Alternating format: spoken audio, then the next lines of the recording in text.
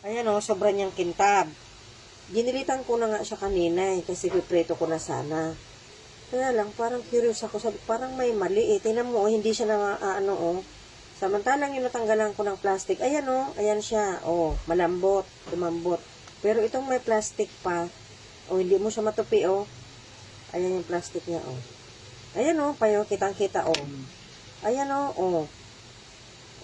Ayaw maniwala. Ayan guys, tingnan nyo, may plastic ang isda. At nagpapanood ko lang to eh. Ayan o.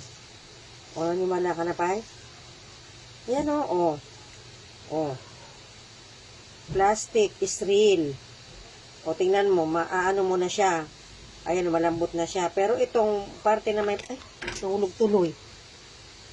Itong parte na may plastic pa, hindi, napaka-kinis niya pa. Ayan o.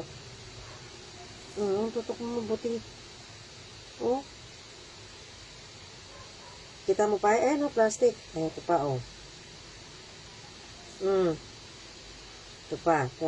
Dito tayo. Kasi ginilitan ko na nga ito, piprituin ko na nga dapat eh. Kaya sabi ko, parang may nararamdaman akong kakaiba eh. Parang mayroong nangyayaring hindi maganda eh. Ayan o. Plastic. Tingnan mo yung walang plastic. Hindi na siya ganong makintab. Ayan pa.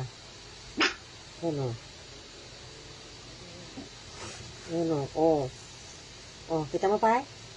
Ay, naku. Papakain pa ba natin to? Siyempre,